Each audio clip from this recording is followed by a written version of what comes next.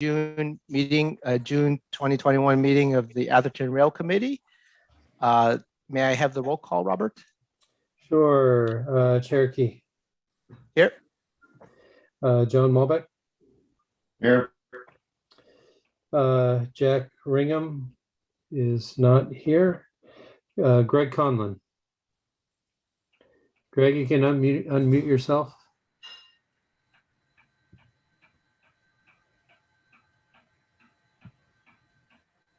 I'm here.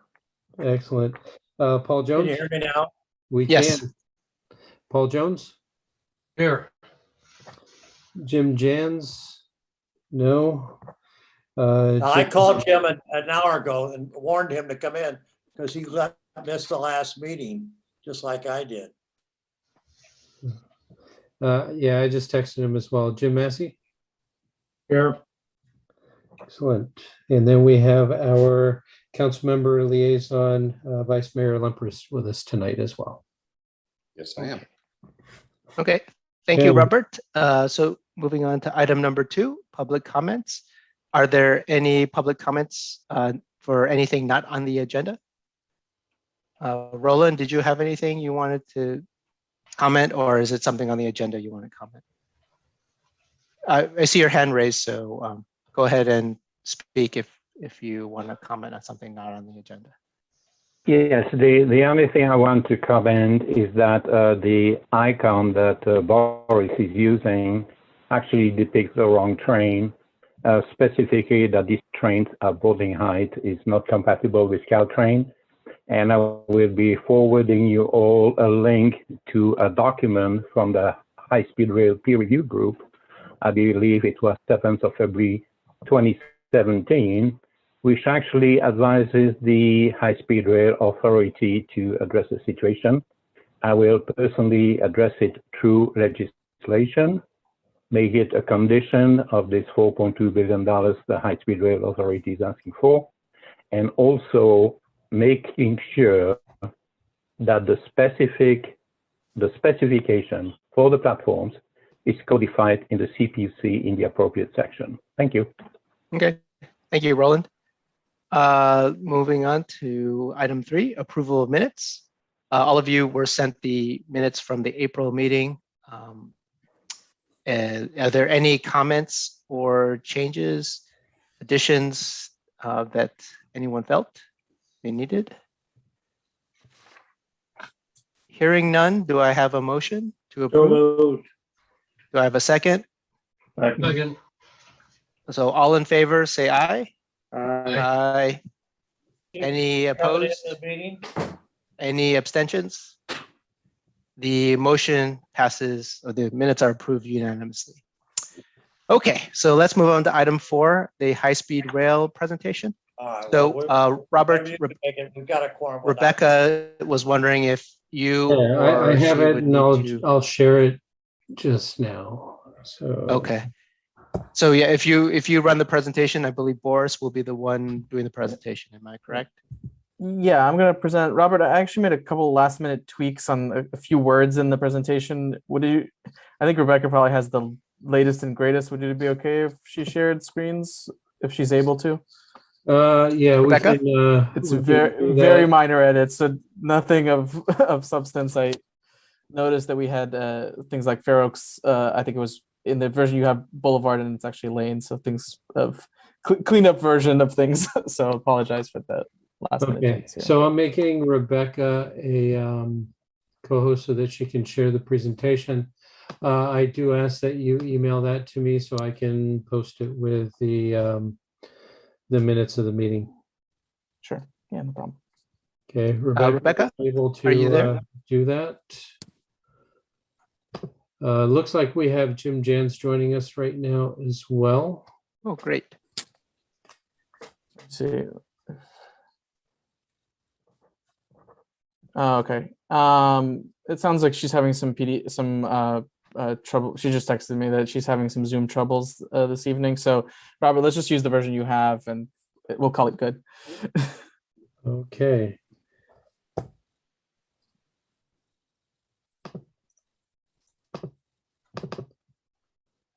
Okay, here we go. So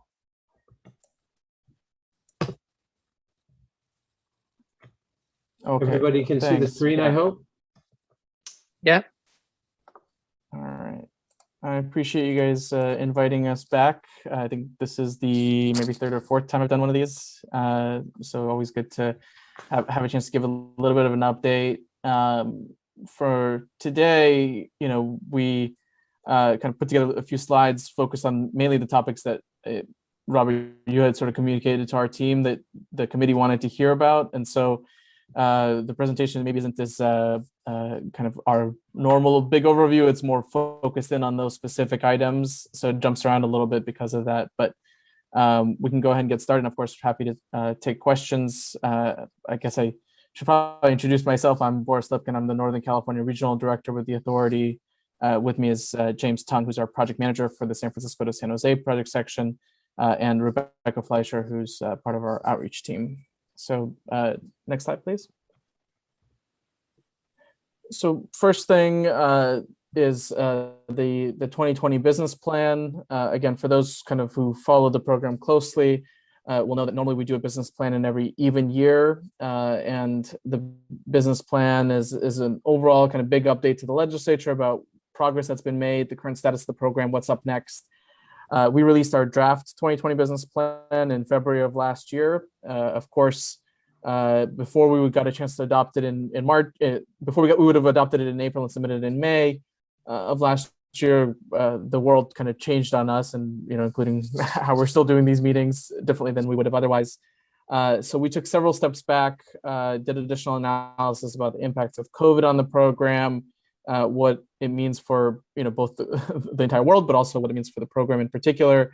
Worked with the legislature on a few different extensions, but ultimately released a revised draft in February. Our board adopted it in March, and we submitted it to the legislature in April. So that's sort of our process steps in terms of the substance and what's changed or hasn't changed since the original version.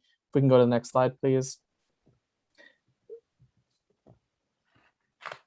Thank you. One of the things that we've done in this business plan, as we do in every business plan, is generally provide the updates on progress that's been made on the program over the last couple of years. And so we use this as sort of our, I don't know, you can call it a scorecard, I guess, of just the changes that have happened. And over those 2 years, the number of construction jobs that we've created in terms of the workers out in the Central Valley building the system has doubled. The number of structures that are in construction, which are the big things that we need to build, are close to 3 times the number that they were in 2018. And of course, these numbers have continued to grow as we've gotten in, further and further into 2021. And then importantly for Northern California, is the progress in environmental clearance. In 2018, the only environmental documents, either draft or final, that we had released were all in the Central Valley. We've now expanded that statewide with the release of the 2 Northern California project sections last year. And of course, we'll talk more about a little bit of those as we get into the rest of the presentation. And the overall number on the bottom is the monthly expenditures on the construction contracts. It's just a measure of how much work is happening. So even during the pandemic, I think the bottom line message is that construction has, not only progressed, but actually accelerated significantly during the course of, the last couple of years. We had a big presentation on the construction work at our board meeting this last month, I guess it was in May, where our CEO kind of went through in quite a bit more detail the progress that's been made and the status of each of the construction packages. For those interested in the construction work, especially, I would certainly recommend watching that presentation. Next slide, please. Again, trying to hit the business plan at a pretty high level. The entire document is available online, but if that's where the part of where we've been, the part of where we're going next is really one of our key pillars has always been looking to start high-speed rail service in the state as soon as possible. And what this business plan does, after additional analysis that was requested by the legislature and others, is reaffirmed the decision to have the initial operating segment on an interim basis between Merced and Bakersfield, extending from the construction that we have going on right now to reach the cities in the Central Valley and connect them. That entire stretch is environmentally cleared in response to the legislature and the peer review group. We have finalized an agreement, an MOU with our state transportation agency and the San Joaquin Joint Powers Authority to make sure that we have kind of all on the same page in terms of how that service will be run as part of an integrated network connecting to ACE and the San Joaquin trains that will go to Merced. And we've completed additional peer review of our ridership forecasts, again, in responding to questions that were raised about that the ability of that interim service to be competitive and attract the ridership that it needs. That peer review came back with a clean bill of health. The business plan also lays out our next steps in those stretches. So, they're kind of listed on the bottom in terms of advancing the design, looking at the extensions that we have. So right now we have 119 miles under construction. We need to add the next 50 to that in order to get to Merced and to Bakersfield. And then, looking to procure trains and then complete, of course, the station construction. That's the pieces that aren't in construction yet. So that's part of the focus of the business plan, of course, is on what happens in the Central Valley with construction. But the other part, and if you go to the next slide, please, is really focused in on where we are in environmental clearance across the state. And so this is just the map on the right sort of shows those different pieces. The thick red line is where we are in construction. The dashed lines are pieces that are environmentally cleared. And then the sort of thinner black lines are those extensions that are going through environmental clearance. Of course, San Francisco San Jose project section is a little bit complicated between our work and the construction going on Caltrain electrification, which we're building on top of. But we issued 4 draft environmental documents over the course of last year for Bakersfield to Palmdale, Burbank to Los Angeles, San Jose to Merced, and San Francisco San Jose. Those 4 project sections will all be finalizing their environmental clearance over the course of the next year. Bakersfield Palmdale will be the next one up, going to the board in just a couple of months. The 2 Northern California sections will be in early 2022. And then the last 2 will be in later 22 or into 2023 for Palmdale to Burbank and LA to Anaheim. The important part of this, of course, is we're continuing to advance the work on every piece of the system. This is our critical path towards advancing the project, and the business plan lays out sort of the timelines listed here, as well as the path forward, in environmental clearance and beyond for the entire statewide system. Next slide, please. And that's just to focus on the 2 Northern California sections. I think I already covered that. So next slide, please. This is just showing where we are in that process. For zooming in a little bit, our train has continued to move down the tracks. I think we might have had the same slide last year, frankly, and we were probably a step or 2 behind. After identifying the preferred alternatives in 2019, we issued the draft environmental documents in 2020. Right now, we are in the middle of recirculating some additional materials focused on the the changes in regulatory treatment of certain protected species in the San Jose to Merced project sections. So that's the mountain lion and the monarch butterfly. Those were changes in state and federal regulatory situations for those species in the last year. And then our path forward is, we're working on the responses to all the comments that we received on both project sections, and then preparing kind of the final steps and reviews on the way to the public availability of the EIR-EIS, and then ultimately the certification or consideration by the board of the certification of the document and issuing of the record of decision, which will be the steps in early 2022 for us.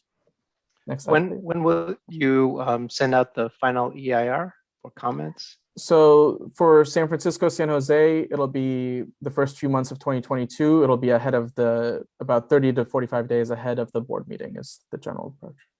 Okay. When it will be considered.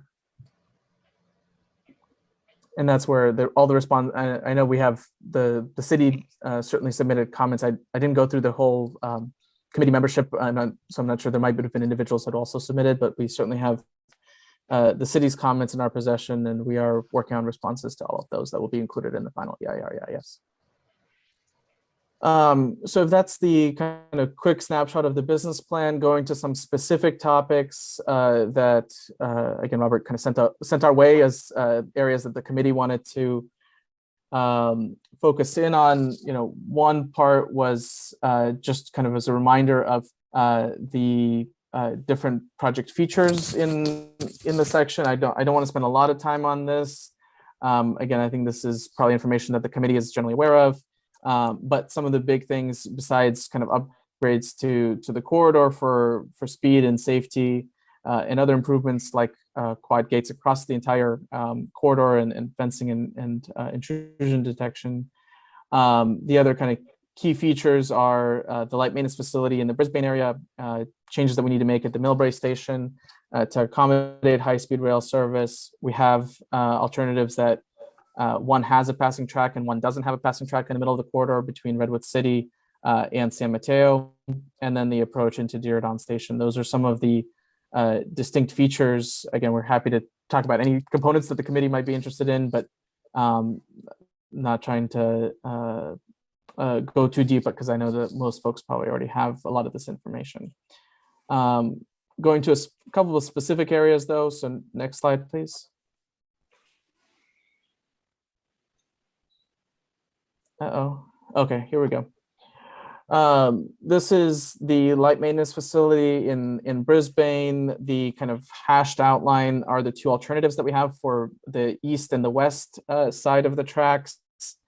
The kind of how I understood at least some of the question was some of the land use interfaces here with different development that could be moving forward.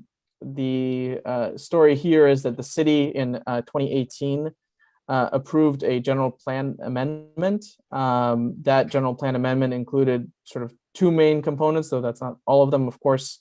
And so the hashing the coloring that you see on the maps are the, if you will, the north west corner is a zone for mixed use that allows housing. The red is a commercial zoning Presentation up there, but this. on both sides of the both sides of the rail corridor. This kind of, I guess you won't see my mouse, so it's not helpful, but the straight line going across the middle is the existing rail corridor. And so, yeah, thank you. Thanks, Robert. I appreciate that. Your mouse is great. And so the two options that we've been looking at has been one option on the east side, one option on the west side. In 2019, our board of directors identified the east side location, alternative A, as the preferred alternative. One of those considerations was the land use configurations and the focus that the city has had, especially on the housing development that's proposed on the, that would be proposed under the general plan on the west side of the tracks. Where we are now is we've continued to engage with the property owner, who's coming up with a specific plan and going through the city's approval process for potential development on the majority of the site. And so, we've been working with to make sure they had our information, and what we understand from them is that they're going to put forward an alternative that shows how the light maintenance facility could work with the surrounding development that they have in the works. Of course, we haven't seen that, so we're still kind of in the wait and see mode for what they come up with.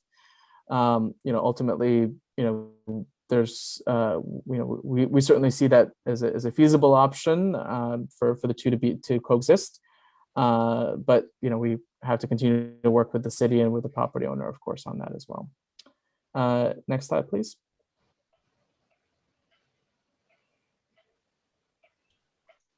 In Millbrae, the story is, has some similarities, some differences. In sort of similar time, a little bit of a similar time frame, but around 2018, the city approved a development right next to the existing Caltrain station. We had certainly shared our plans for what we would need at the station previously. That development, just to orient you, is the sort of shaded blue boxes are the 3 buildings that are proposed. The shading of the orange is an extension of what's called California Drive, going through around the site. And then what's shown underneath are the modifications that we need to build at the station. So again, sort of trying to orient everybody, the light blue lines at the top, those are the existing BART tracks. There's an existing shared BART and Caltrain platform. That's the kind of light blue transitioning to orange. And an existing overhead concourse over that. What we need to do is add a high-speed rail platform in the middle of that. So that's the dark blue 2 tracks and platform line. Yep, perfect, Robert. Thank you very much. You're a great fan of white. And then on the finally the last line, that's the southbound Caltrain platform that we need to move over to the west in order to fit the high-speed rail platform into the middle of it. So the development conflicts with our plans and the things that we need to do at the station. The development has its own challenges. Frankly, the property owner and the city, there's property that it's approved on that the developer does not own, and so they've got additional challenges. We've been very clear that we are certainly not looking to preclude development around the station, and we see the importance of potential transit-oriented development at the site. We're continuing to have discussions with the city about how I think everyone sees that the right ultimate solution for this location is a successful intermodal station with good access and development around it. I think it's all the questions of how we collectively end up in that space, and so we're continuing to engage in those conversations with the city. And I know this was one of the questions that I think was a little bit of this stuff was probably in the paper. I saw that on the agenda. And all 3 tracks, all 3 sets of tracks will be at the same grade. Is that correct? Yeah. That's what you guys plan. Okay. Yep. So next slide, please. This is just, we had some additional questions, or at least we understood there were some additional questions around noise analysis and noise mitigation in particular. So there we have, and again, this is sort of me trying to summarize the EIR EIS, which this information is certainly in the draft, and I know the city had some comments about this, so I'm not certainly looking to, we haven't developed all the responses yet, so I don't know if this might change. So this is just based on the draft EIR EIS, but what we've done is analysis of where noise barriers are reasonable, where they can be physically feasible and practical and effective for the mitigation measure. That doesn't mean that that there aren't places that will still have significant noise impacts, and we are very clear about those. What the EIR EIS shows is sort of potential locations where they could be feasible for sound barrier mitigation, but it doesn't make final decisions on the placement or heights or aesthetics.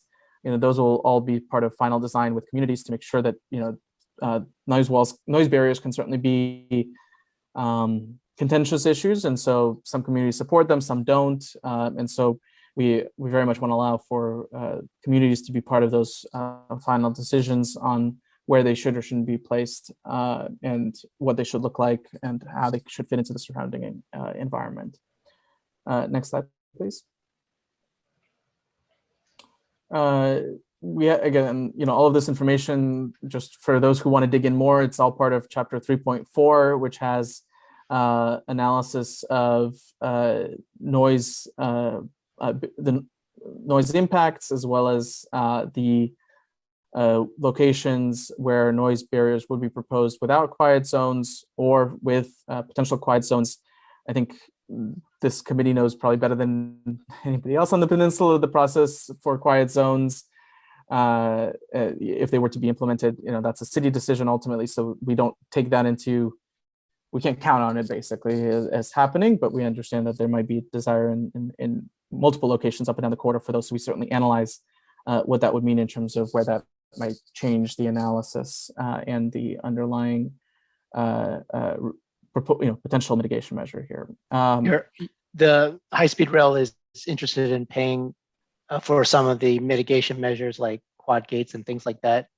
In Atherton, it's already planned, but certainly there are other areas like Menlo Park, which are looking at that. Is that what you're saying? So, well, quad gates are part of our basic project design. So those are things that we would like to see in the corridor. I know some cities, you guys already have a quad gate. San Mateo's talking about some of them as well. Some cities might move forward with them before we get around to making those upgrades ourselves. Ultimately, those are some partnership opportunities between our plans and what some of the local jurisdictions might be interested in pursuing for, ahead of when we would get to the corridor. Okay, but the HSR is planning to help pay for those for the communities that still need them as you move along. Is that that was kind of my question. I think. Go ahead. What barriers do you have planned for Atherton at the current state of your design? So we have what sound barriers? So we have slightly different questions between 4 quad gates and sound barriers. So sorry, Paul, if I could just finish Alex's question, and then I'll talk about the noise barriers. Thank you.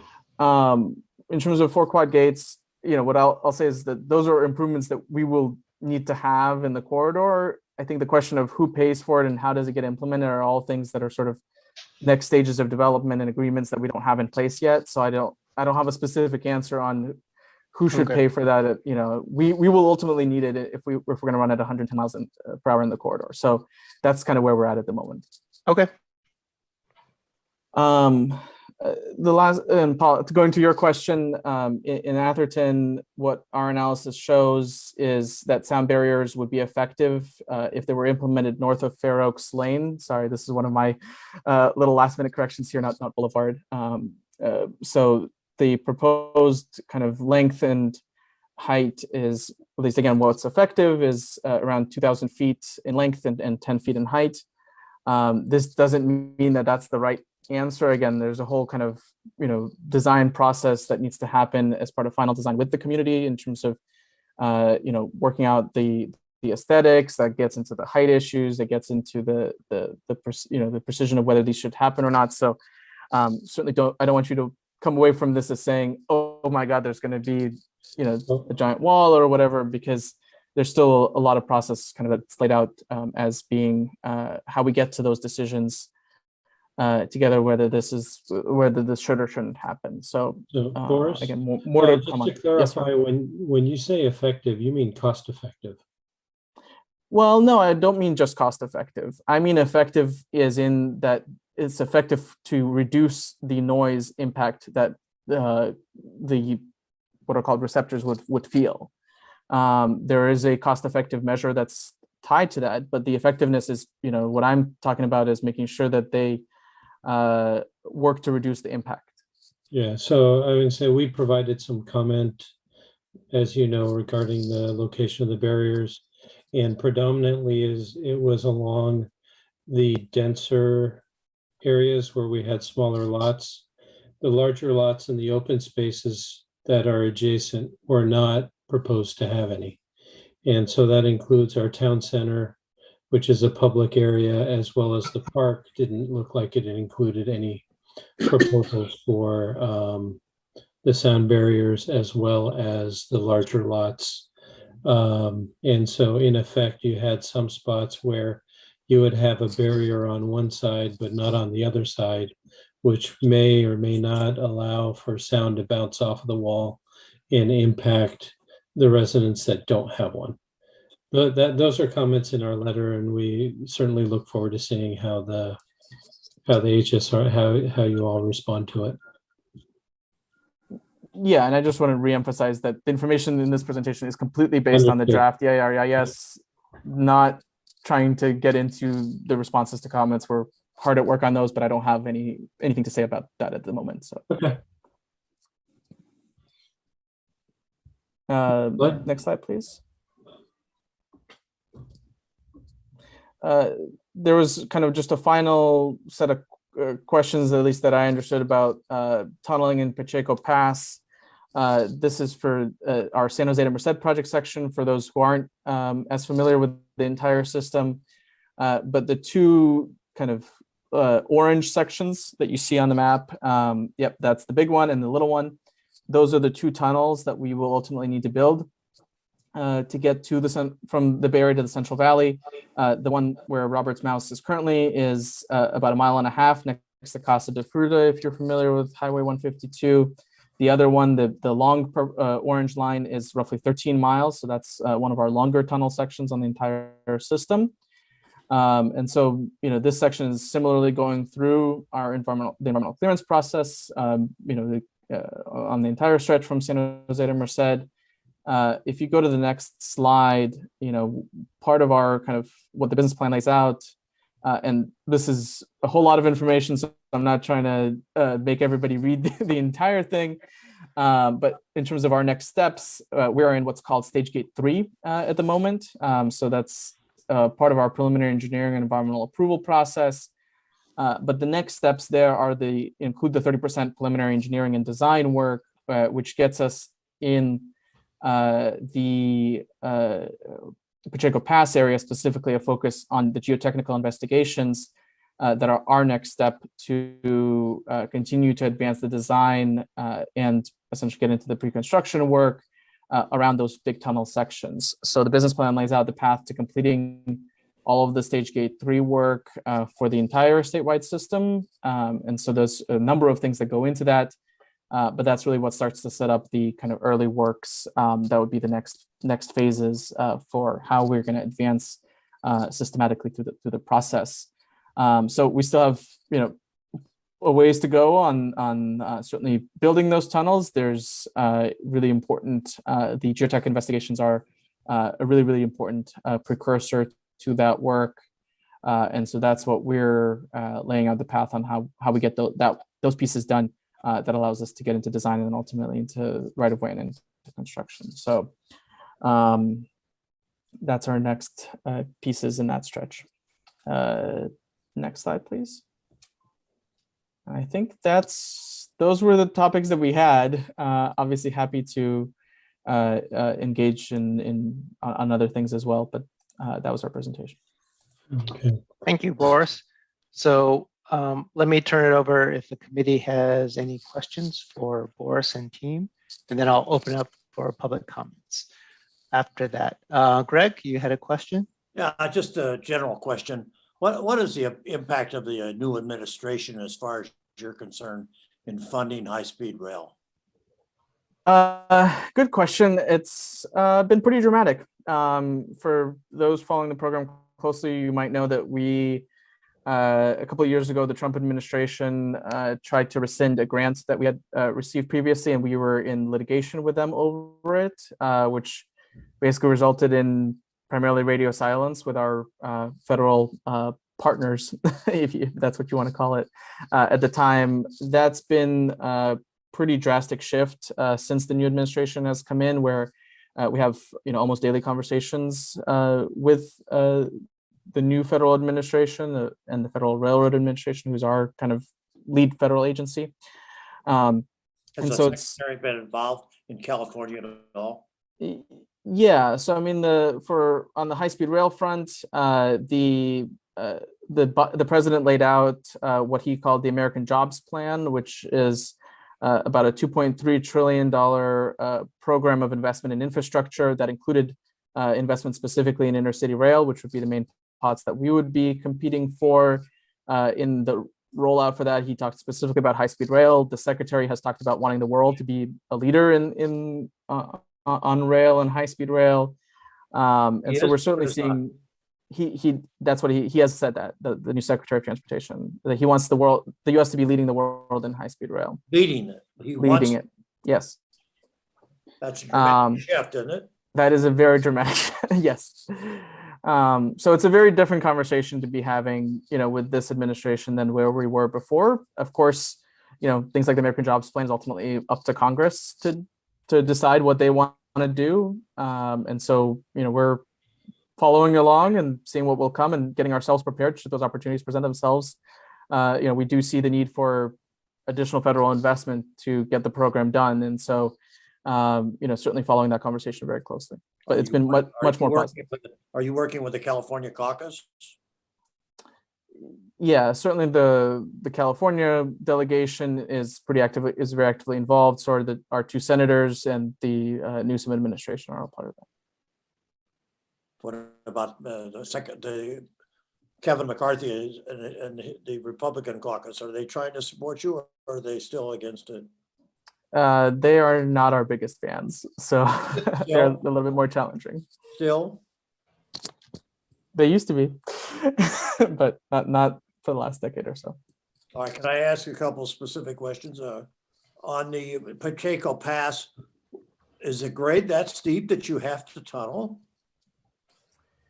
The short answer is it's grades. It's also there's sensitive wildlife in other areas on the surface that we're avoiding, and part of it, including the San Luis Reservoir that's there. But yes, we've done quite a bit of analysis of the best way to get through those mountains, and tunneling is one of the necessities. Because in Germany, I think their grade is 6%, and I'm just surprised that Pacheco Pass, I don't think is that high. I think some of the German system may be approaching 4. Our kind of maximum extreme grade is 3.5, but that's under very limited circumstances. That's the high end of it. But Pacheco more than that. Yeah, it would be more than that if you were trying to go on the surface, certainly. All right, now what about the going back to Atherton? We made a deal with Caltrains to close the station on the basis of putting in the quad gates. And I know that's not your jurisdiction, but I just wonder, is there any timeline between the two of you on when that is to be done?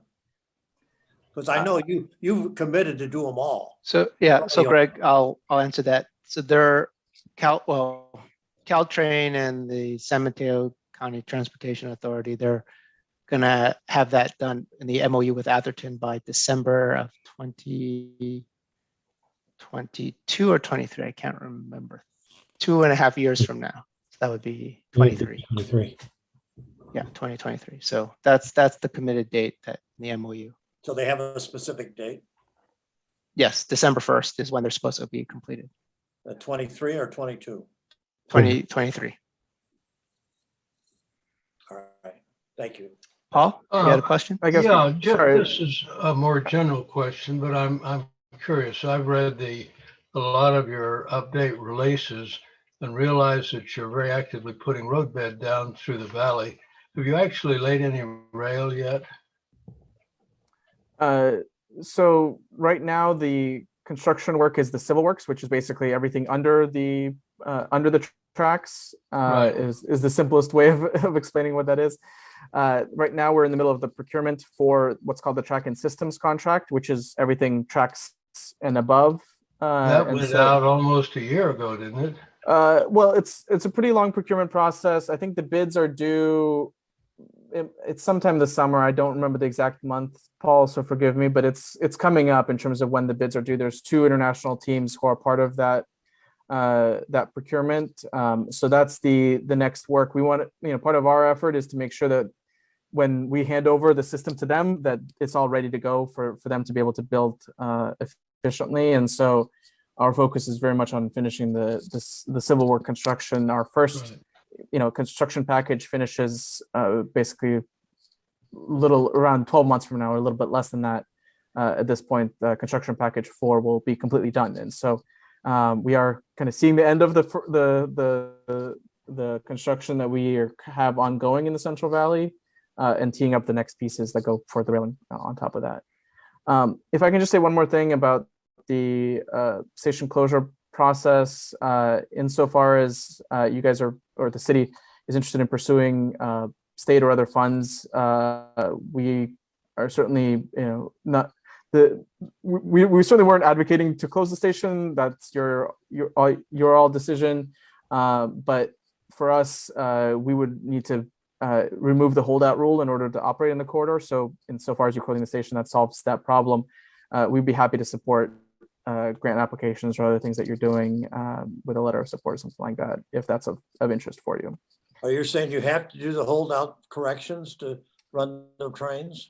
In order to, the holdout rules really limit capacity on the corridor. And so, yeah, getting rid of the 2 holdout stations is definitely part of the things that we would need to do. And if you're closing the station, then that's sort of one less thing that we need to do. But Well, is that in the Caltrain's plan? I've lost track of that. If they have a date for doing that? The station's already been closed, Greg. It's I know, but I'm closed. sorry, it's the holdout portion. well, Yeah. it goes away when if there's no passengers, then there's no holdout rule at that point. Well, I know, but you just said that you have to remove it to run the high-speed rail. If the station is in operation, if the station were in operation, then we would need to remove the holdout rule. Given that you're closing the station, we no longer need to do that work. Oh, I thought I misunderstood. I thought you said you were going to have to do it regardless. No. Are there any other questions from the committee? If not, I'll open it up for public comments, if there are any. I think we have. Roland, do you have- one.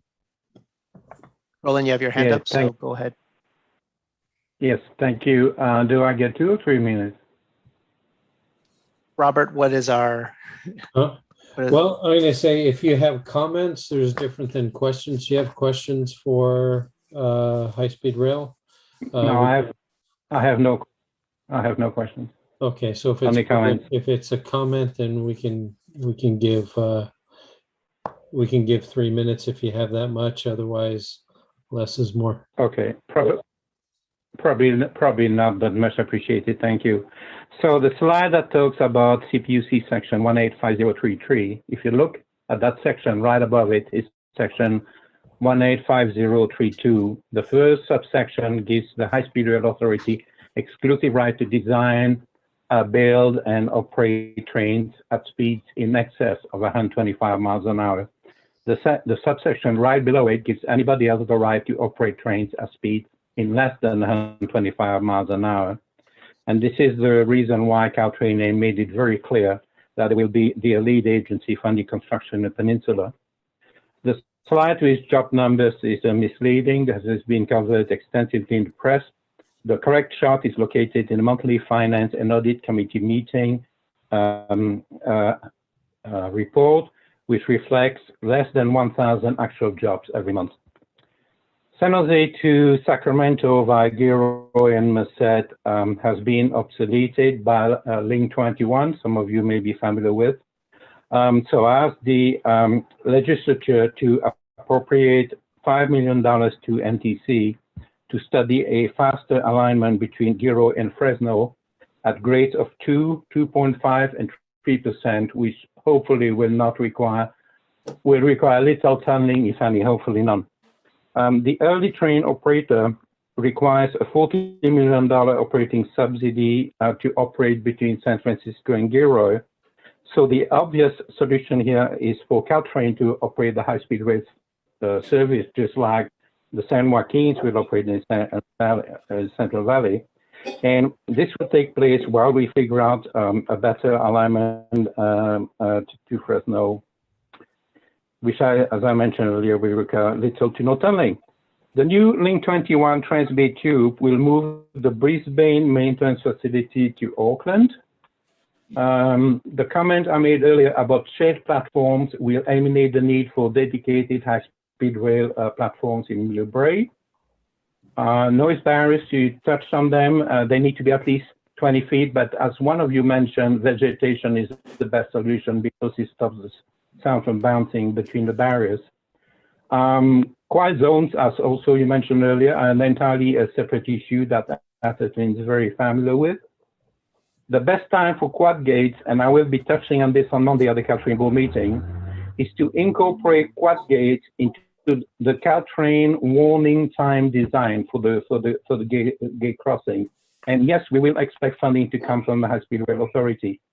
And Mark last comment is that the new administration is extremely concerned about the status of the California high-speed rail project and are focusing more on higher speeds, such as 160 miles an hour in the Northeast Corridor. And that concludes my remarks. Thank you. Okay, thank you, Roland.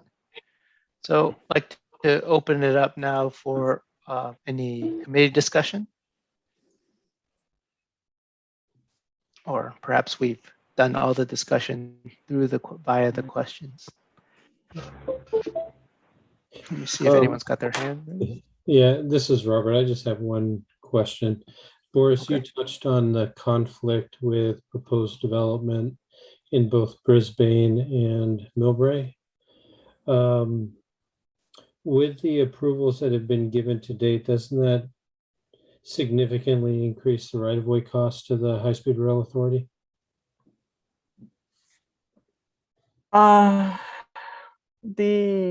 There's no approved project in Brisbane. It's a general plan designation, which is different than in Millbrae. I think that's a question that we'll get into at the time when we move to right-of-way acquisition in Millbrae about what the effect of those approvals aren't on the value.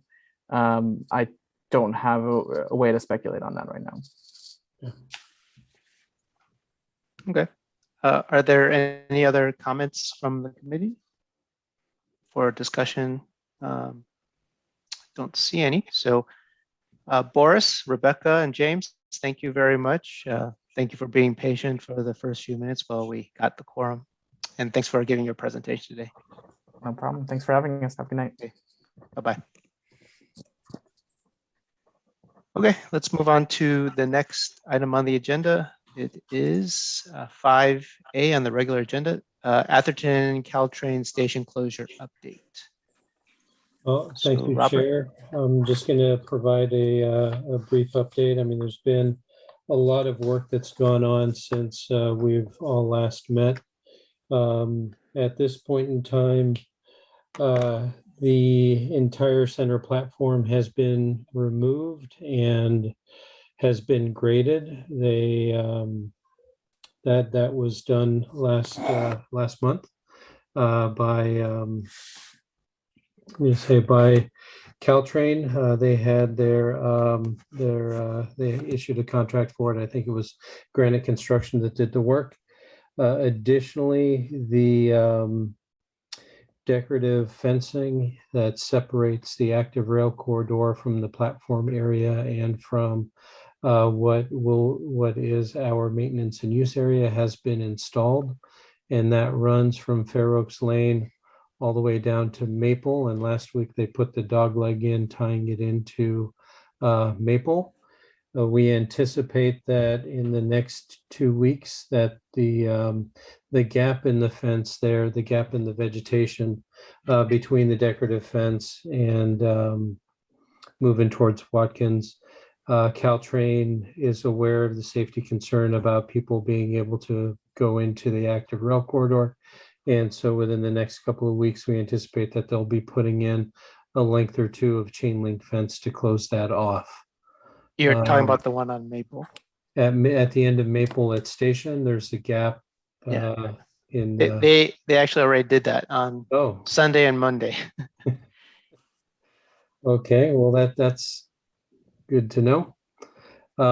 So most of the activities there have been addressed with regards to the closure. There's still a few items with regards to transitioning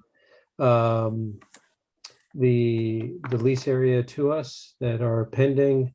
There's some items that we would like to have Caltrain remove, and we want to do a little switch over on a piece of the electrical so that we can help them get rid of one of the wood poles. There's a little bit of cleanup work left over, but we're well on our way on that transition. We are also still trying to finalize our funding agreement between the town, the JPB, and the San Mateo County Transportation Authority that's providing us the $400,000 per the MOU towards stationary improvements and looking at alternative access to the Bendel Park Station. So we're hoping that that'll get finalized shortly. The other item is with regards to the quad gates. Caltrain has already has prepared a scope of work, issued the request for proposals. They have one that they have just awarded to HNTB to do the design of the quad gates. And we anticipate a kickoff of that design process in the next couple of weeks.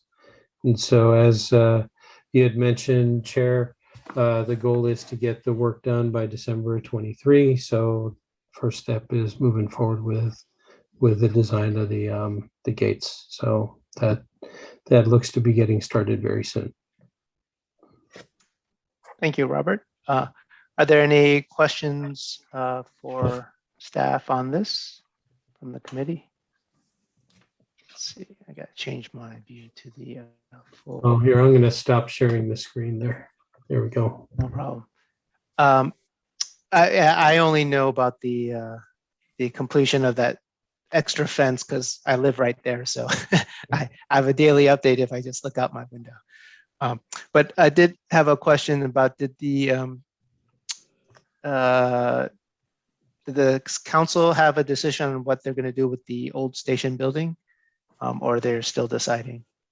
Not yet. There have been discussions, and at the last council meeting, there was discussion as to the legends of Atherton and whether or not that was how and if that was going to be moved forward. And they concluded that there were some issues with moving forward with the legends, but the indication seems to be that there's a desire to work on improving the building and providing some potential information regarding the history of the station and other aspects of rail in town. No final decisions or discussions have really happened yet in terms of providing us with direction on what to do exactly with the building. We have some sense of what that might look like. We are proposing within the capital budget to fund the design of the improvements of the station area. And that package, we say the CIP is scheduled for review and approval by the council at their June meeting. But the funding won't be available until we execute the funding agreement with the JPB and with the TA. So, hey, Alex, just my Go ahead, Mike. understanding is that the intent is, or at least my intent, it has that, I think it's the council's intent currently, which has not been finalized, is that you sort of turn the building around so that the back wall is towards the rail station, the rails. Yeah, and so that the entrance is facing the town center rather than facing the rail. Okay. Exactly. It gets incorporated into the new town center more, and that it be used to provide some form of a museum that can withstand outdoor, that it's going to be rained on, and you got to make sure stuff can't be stolen and all that stuff. But something that highlights the history of the train to the town of Atherton. Okay. And I think we're still working through all those details. Okay, thank you, Mike. Are there any public comments or? But I had a question. Greg. Okay, go ahead. Go ahead, Greg. I was unclear on the fencing. Is the chain link fence go from Maple to Watkins? Is that what was installed? No, it's just there was a gap right near the end of Maple where the contractors have taken out some vegetation to access the rail corridor. And so it was an opening there that was a potential safety issue. And when we met with Caltrain about the decorative fencing, we talked to them about at least closing up that area so that it wasn't inviting for folks to enter the rail corridor. From which side of the fence? Which side of the tracks? From Maple, Station lane side. from Station Station Lane line. into the tracks. Well, I still, so there's no fencing between Maple and Watkins and the mill? No, There's a short there is stretch. fencing now. The chain link fence runs to Watkins? No, just No, there's a no, short it- stretch. Yeah, just a short stretch. It's about maybe 15 feet long. And it's primarily there to just cover up the hole that the construction folks created when they were building the original fence, the decorative I would fence. still suggest that the council consider putting a chain link fence all the way to Watkins, because, you know, there was one suicide caused because they could get through to the tracks. Now, am I right? Can you get through to the tracks now between Maple and Watkins by going through the bushes? It would be extremely difficult to do so right now. There's, Had Greg, it somebody would be did it. easier to just go on at Watkins and walk Yes. down the track a little bit. Say that again, Mark. I think it'd be easier, rather than fight your way through the bushes, I think it'd be easier just to go on a Watkins or Fair Oaks and walk down the track a ways. Suicides do not happen in public. They will not go down to the intersections. They do it through the fence, through the bushes. And the psychologist, I don't know why, but that's the plan. I just think that we shouldn't overlook the risk of suicide through those bushes. And I just think it's peanuts of nobody, but chain link fence is cheap. So I don't understand why.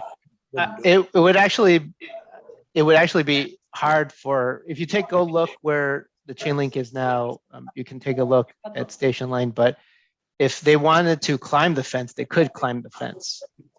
The fence is not going to stop, the chain link fence is not going to stop people from getting over it. It's been pretty effective in Burlingame at the high school. Okay. All right, so I will say that if you recall, we did make that comment on the high-speed rail EIR that we recommended that they put safety fencing along the corridor in that area if we don't have the sidewalk. Especially with high-speed rail. I mean, you're talking 110 miles an hour. It's going to be devastating. Okay. Are there any public comments or committee comments? Seeing none, why don't we move on to the next subject? Okay, so Caltrain update. Yeah, it's 5B Caltrain update. all right, well, we've had a couple of news articles that were attached to the staff report with regards to governance changes and activities at Caltrain. Caltrain has chosen a new attorney and they are starting this month. They are continuing their conversations with regards to overall governance. We're not involved in that conversation, but as we get information, we're happy to share it. The other item is that I want to let you know that there will be some activity coming up this month by Balfour Beatty at the Watkin and Fair Oaks Lane crossings. It will be night work, but they are going to be coming back to town in the next couple of weeks to continue with the foundation work and other works in the area. Are they adding the poles now, or what is? Are they Not yet. not- So there's some activities related to the I think what I understand is that there were a few foundations that weren't installed in their last round that they finished up, and there may be some additional communication work. But this is activity that requires partial closure of the roadway, and so they're not going to be doing that during the day. They're going to be doing that at night. Okay, thank you, Robert. Any questions? Any comments from the public or members? So Roland, you had a comment? Yes, thank you. And very briefly, on Thursday at the board meeting, right after the report, there'll be a special section where they will be reporting on the status of electrification. You can expect two things. First of all, a schedule delay to at least 2024. And second, cost overruns in the region of $200 to $250 million. Thank you. Thank you, Roland. Seeing no more hands for comments, I will, let's move on to 5C, high-speed rail update. Well, I'm going to say this is a follow-on to the presentation that we just received. There were a couple of reference documents, newspaper articles regarding the BART and BART Millbrae Station and issues related to high-speed rail. As was indicated in the presentation, there are some major conflicts with development that is basically approved in the city of Millbrae versus the plans for the Caltrain station, I'm sorry, the high-speed rail station in Millbrae. This is an opportunity for the committee also to discuss what they heard without high-speed rail directly following the presentation. So if the committee wanted to have further discussion about high-speed rail at this point, you're more than welcome to. Thank you, Robert. Are there any questions? Any comments from the public or from the committee? Okay. I think we probably discussed all we needed to during the earlier presentation, and we're probably pretty well acquainted. So I guess we can move on to the 5D Dumbarton Rail Corridor update. Let's not. Sorry. Go ahead, We're Paul. pretty well adjusted. Let's say that our prejudices have not been altered. That would be accurate, Paul. There's, yeah, we already know what we know, so nothing's really changed. Right. So now we know it'll be at least 3 more years since it's 2024 there. Well, you Electrification realize for that sure. that's going on beyond my lifespan. Well, we hope not. Mine too, Paul. As they keep throwing more years on, it's harder to contest. We hope not, because we'll lose a quorum then. Okay, let's move on to 5D, the Dumbarton Rail Corridor update. Robert?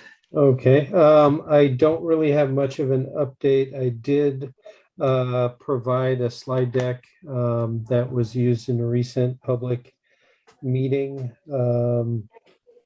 from the Dumbarton Rail Project. That was attached and included in your agenda package. And as was indicated at the last meeting, right now it's just looking at the various alternatives, and those were highlighted in the last meeting. There's no real additional information to share at this point. Okay. Any questions? Yeah, Paul? Go ahead, Paul. Yeah, I'm concerned about that. That's going the way of all early studies. They start having an econometric model to estimate the patronage, and the first thing you get out of it is numbers that are just outrageous. And they're following the same road that the high-speed rail has followed, that transportation people do all over the country. It's just not real. If they want to find out how many potential passengers they should have, they should start by counting the number that go across the bridge by automobile. And that's a base. And then you talk about on what basis can people be added. And I might put a little beef behind this. When we were doing the high-speed rail study between Madrid and Barcelona, the Renfe had an econometric result, and we went in and looked at the airline travel and the bus travel and the traffic on the existing roads, and came up with an estimate that was within 5% of what they actually realized. and it was just way lower than all the fancy mathematical solutions.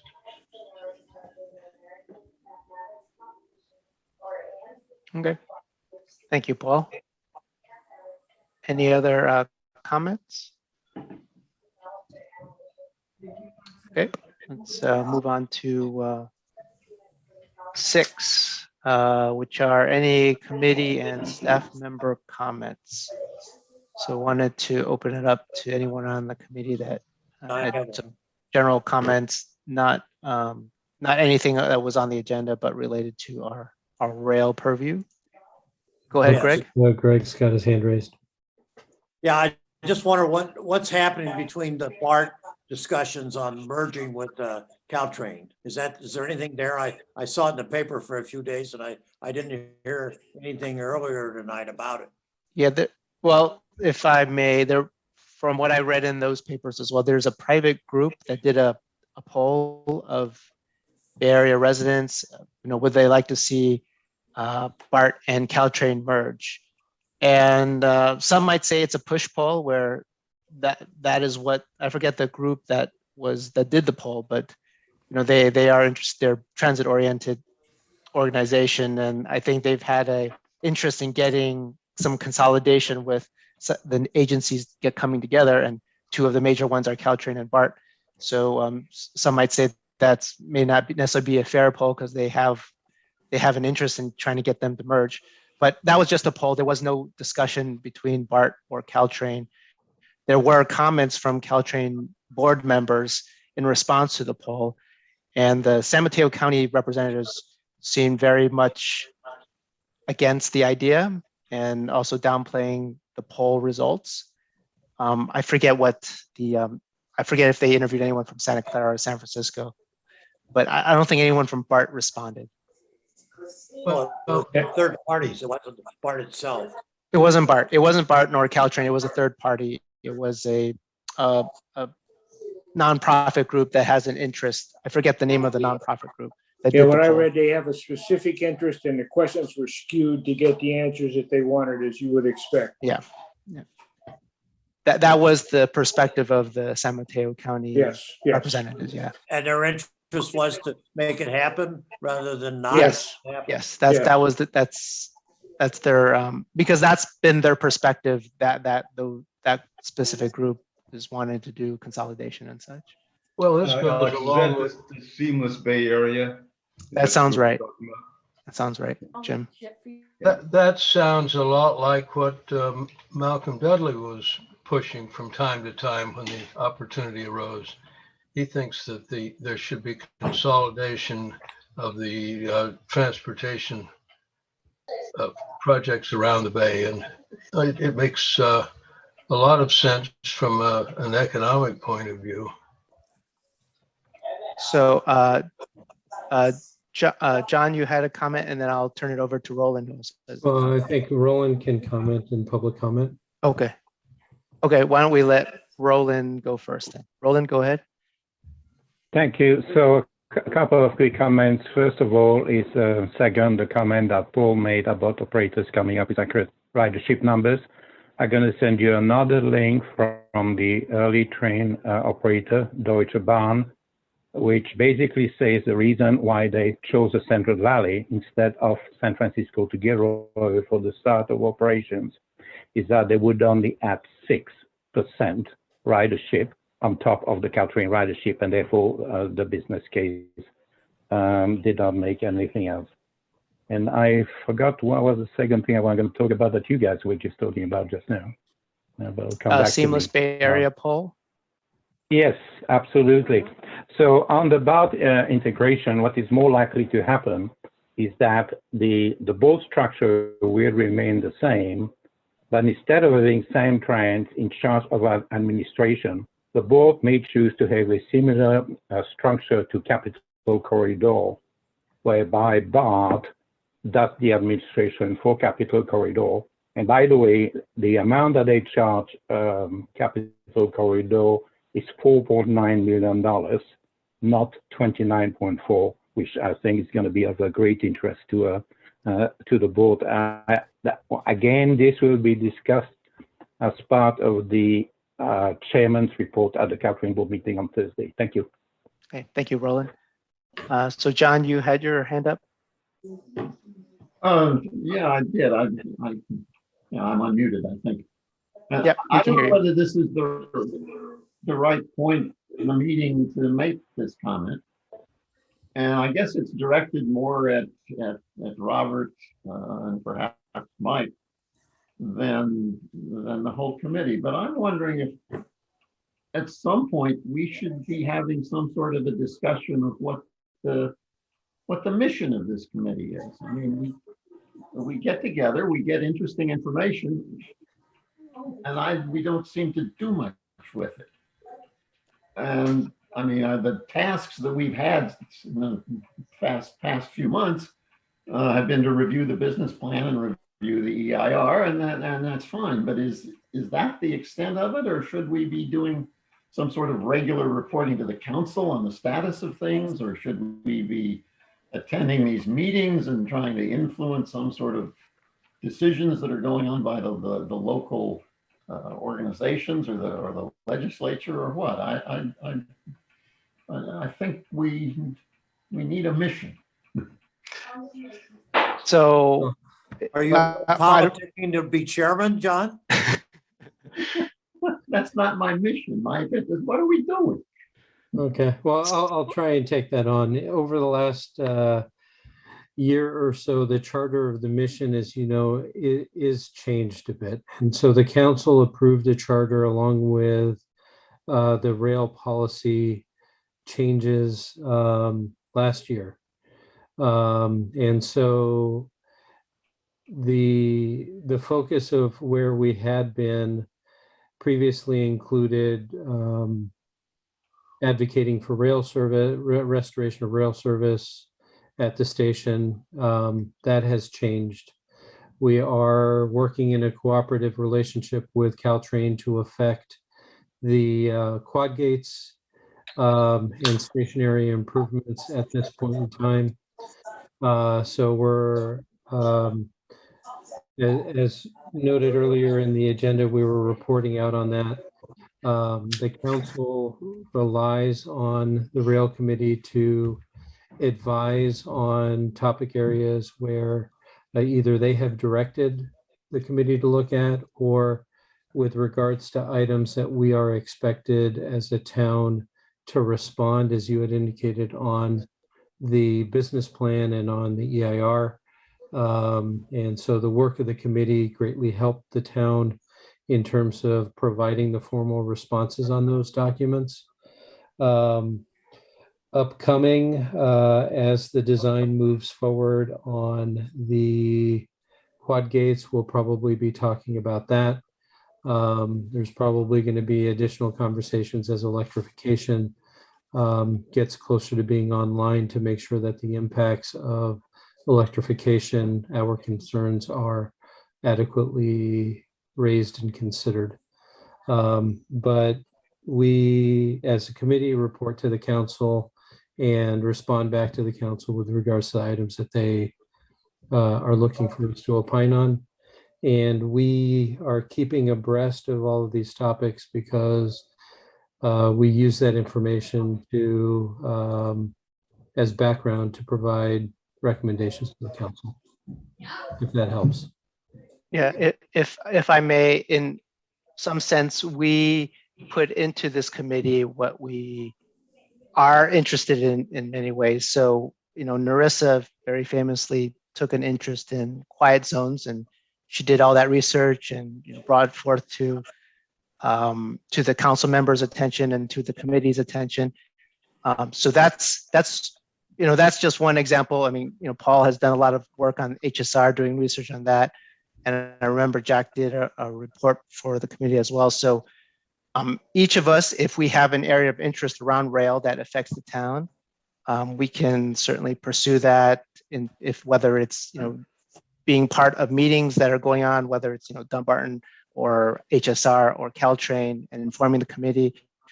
And if there's something that would necessitate council action that we could recommend, then bring that to our committee, and then we can make a recommendation to council if we feel that it's something that the town should be aware of and should possibly take action on.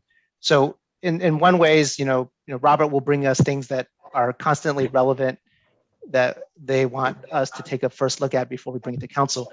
But of course, we can take action ourselves if there's specific areas of interest we want to take initiative on. And I welcome if anyone wants to bring something up that's related to rail, bring it up to me while I'm chair or whoever is chair, and then it'll definitely be considered to be put up. And I think also very importantly, as we go through these committee meetings, we're informing Mike so that he can then be a resource for the rest of the council if something comes up during a meeting that they can all discuss and be well informed of the topic too. So I don't think our participation is being wasted, but it's in some ways is also what we put into it too. John, Well- you have something specific that you want us to discuss?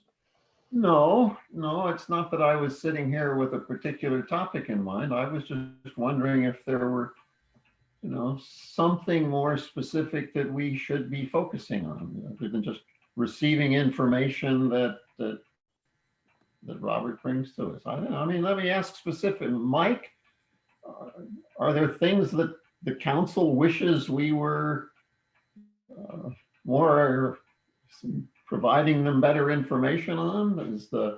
Robert, can we help you more than we have with, we talked about doing something with the quad gates, but basically, this whole negotiation with Caltrain about the property and the fence and the quad gates, you're doing that. I don't know that we've been much help to you on it. Is there something that as a committee or as individuals on a committee we should be doing? I'll let Mike start and then I can tack on one or two items. Mike, you're on mute. Maybe Robert begin and then we'll come back to Mike. Okay. Well, depending on, I'm going to say one of the topic areas that may come up is depending on the direction that the council is looking to go with the building. We may get direction as a committee to help inform the council on displays and other items that would be of relevance in terms of providing information to the public in whatever sort of displays, whether it's audiovisual or otherwise, with regards to history and other things affecting rail. This committee would have a lot of background knowledge and information that could help the council with that. Yeah, sorry about that, Alex, but there's also a subcommittee of the council that I think is actually, Robert, I don't know if they're technically looking at this or not, but they were looking at it because they were the Legends. Atherton subcommittee. Yeah, so I think my understanding is the Legends idea at the last meeting was kind of reduced in terms of what was going to happen. But my guess is that another subcommittee may be formed around the topic area of the station building as we move forward if a project is approved in the CIP. And I would recommend that committee have some conversations with the rail committee in terms of providing information with regards to history, et cetera. Yeah, I mean, I'd love to hear your thoughts. My assumption is that this committee would want to have input into that process. And I mean, the whole point of it is to try to celebrate the history of the train and the rail to the town of Atherton, because it actually was here first, right? So Yeah. it's a big part of the history of the town. Now, I should warn everybody. I use the word museum, but I think that might be overstating it, because it's going to be open to the elements, and we've already had people express concern about getting things stolen, and that kind of stuff. So we got to work through a lot of issues, but there will be something in there. It'll be right next to the police station. Who would have the gall? Yeah. Okay, I think Jim has his so- hand up as well. and Yeah, Jim Paul. has had his hand up a long time, Paul. So let me go to Jim first. Fine. Yeah, relation to the comment made by Paul earlier, following up on Malcolm Dudley, his interests and the legends of Atherton, I'm curious as to what's the status. I believe I'm sorry I missed the last meeting. I believe the subcommittee was appointed, or a committee was appointed to look into what would be appropriate to honor Malcolm Dudley's work and contributions to the town, and especially to rail issues. That's one question. I have a second question, which is probably easier to answer. What's the outlook for this town meeting, including this one, in-person meetings again? Well, I think that that's actually coming up for the council to start discussions on in the near future as the state moves towards reopening. We don't know exactly what that looks like in terms of what the governor is going to put forward on. I guess we're supposed to theoretically reopen on the 15th of June. But I think that the council will have some conversations about starting in-person meetings or a hybrid meeting where there is in-person plus the opportunity for folks to participate remotely as well. So Let me say our next meeting our next meeting may be a little different than it is today.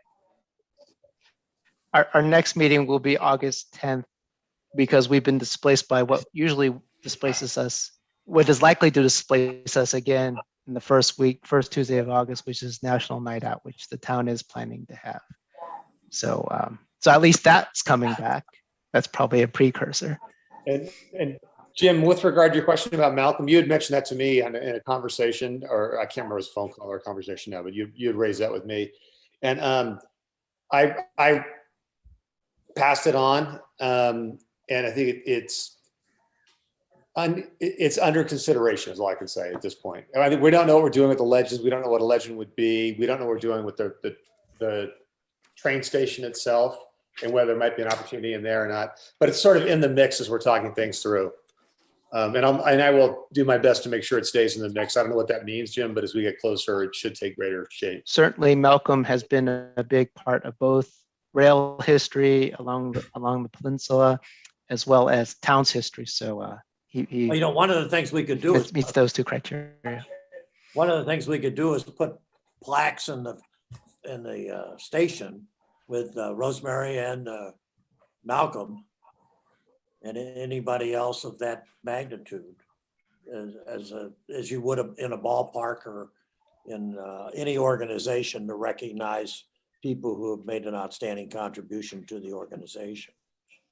Yeah, I agree, Greg. It's just we don't know what we're doing yet on it, so it's got whatever's done has to be consistent with sort of what the rest of it is.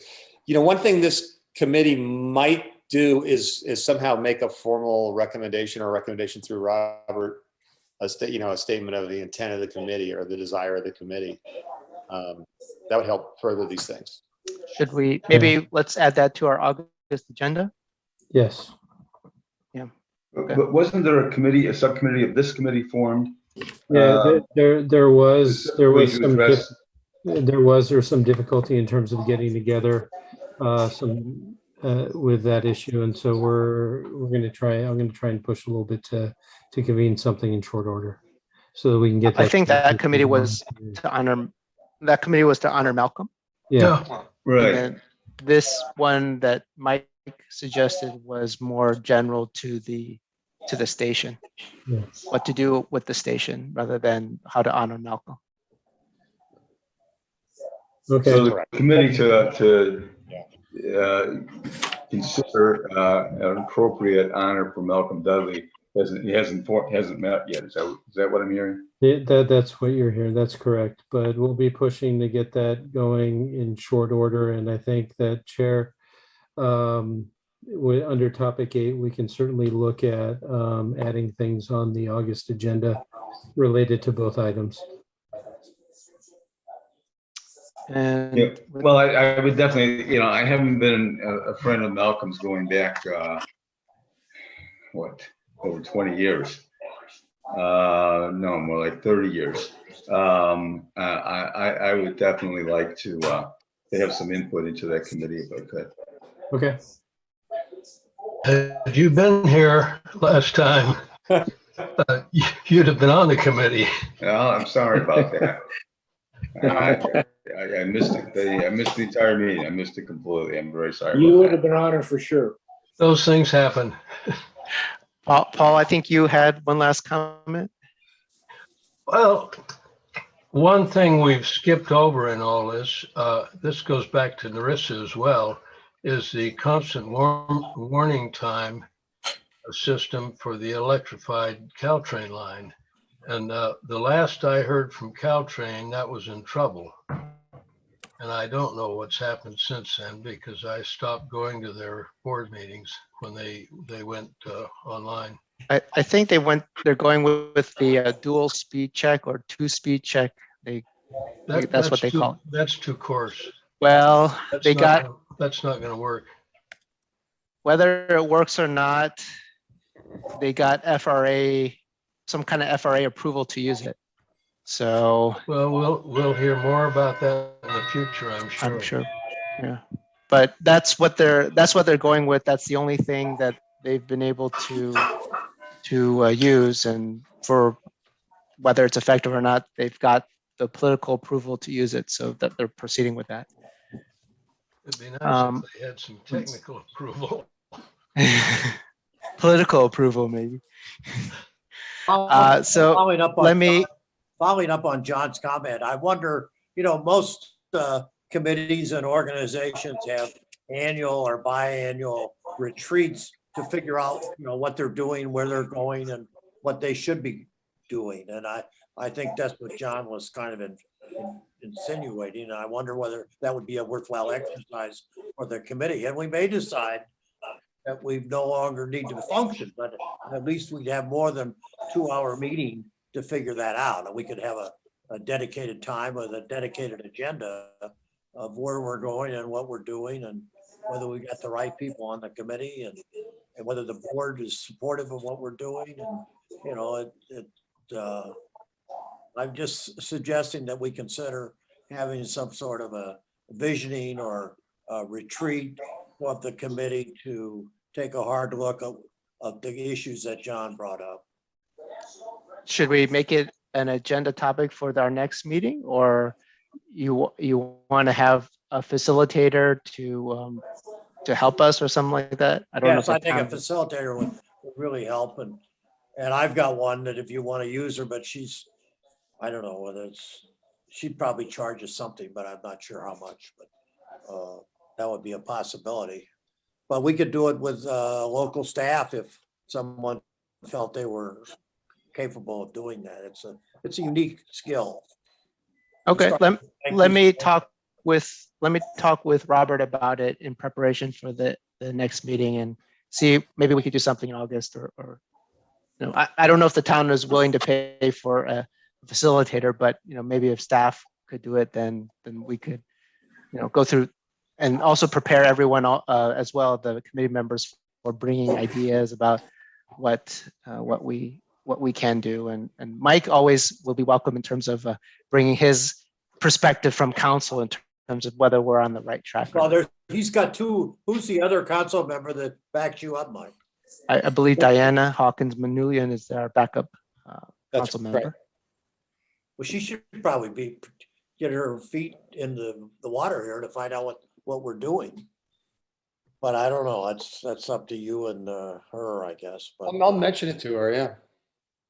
yeah, I think if we did it on a Saturday She's got her morning, own primary, as you know, Greg, she's got her own primary liaison duties, so I'm not sure how much time she has, but absolutely we'll talk to her about what it. is she doing? I don't even know what committee she's primary on, but we divvy out the work equally, so she's on a number of committees herself as the primary, as well as being the backup for this one. All right, well, that's just a thought, but we could do it on a Saturday morning for 2 or 3 hours with a agenda of a blank sheet of paper, if nothing else, and see what happens. That might be useful.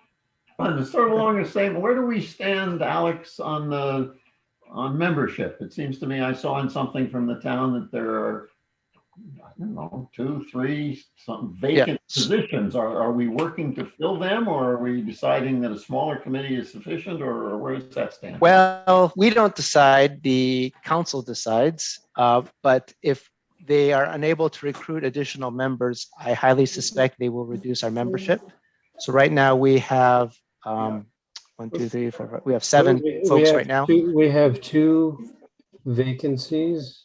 Yeah. And 2 members of the committee that are up for, that their terms are up, but those members are encouraged to apply. I think one has, and the other is pending.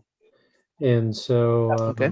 They came out with this Baylor. I don't know whether you can see it or not, but it Yeah, says that's that what 4 Yeah. vacancies.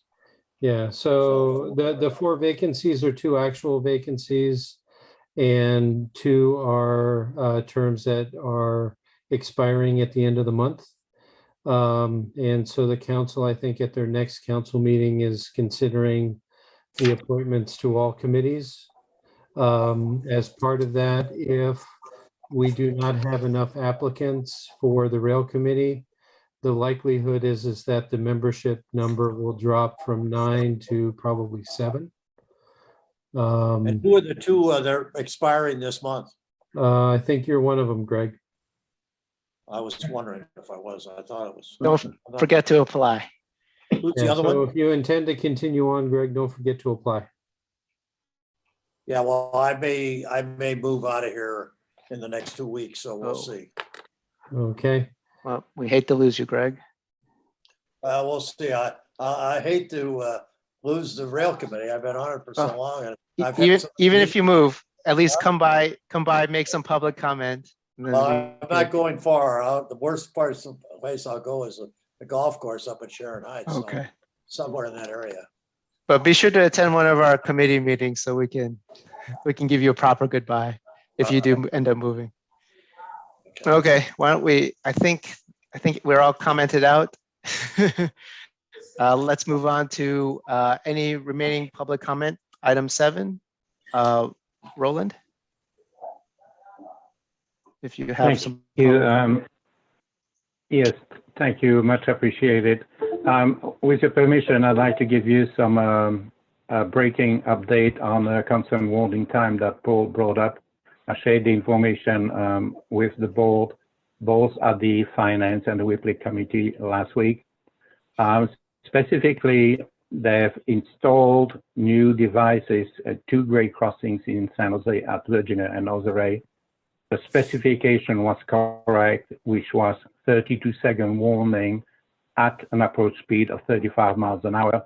I immediately issued a PRA to see the results.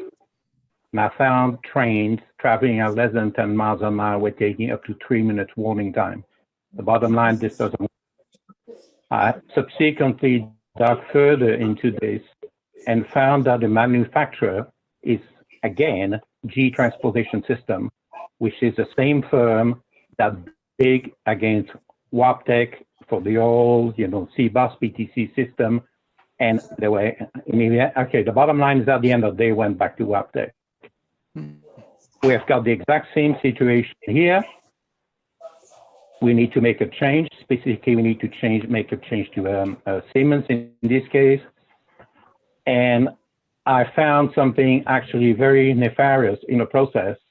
Is that Caltrain typically take the input from some outfit known as the Staff Coordination Council, and I've discovered that the chairman or whatever of that council is actually the former regional sales manager for G Transportation System, which, by the way, no longer exists because G divested the entire thing to Alstom when when GE acquired all the power generation, the nuclear power station from Alstom. So this is a developing affair. Watch the Caltrain board meeting. You're going to be learning more about this in the next week or so. Okay. Thank you. Thank you, Roland. John, I might have missed you with your hand up. No, I mean, I think I put my hand up a long time ago. but- Oh, okay. I still see it up. I wasn't sure if it was that. Okay. How you take your hand back down? There must be a way. I think yeah, there you found it. Okay, item 8 is future agenda items. So I think we got 2 of them for the next meeting. One is kind of a mediator, not mediator, but a facilitator helping us, with future topics, what we could work on, and then also possible input into what to do with the train station as well, former train station building. Any other future agenda items folks And want to we had the suggest? Malcolm, Yeah, we had the Malcolm Put recognition. in Malcolm. Oh yeah, the Malcolm one. Oh, so, shoot, Malcolm. So I'll make a note of that. So subcommittee members, be aware, we'll bring that up in August. And our next meeting will be August 10th. So we're skipping the first week, do the currently planned National Night Out. If things stay the same around with COVID, it keeps a low profile, we'll actually have a town celebration after a year and a half without anything, but it'll be good. And do I have any motion to adjourn? So moved. A second? Second. All in favor? Uh, Aye. Okay.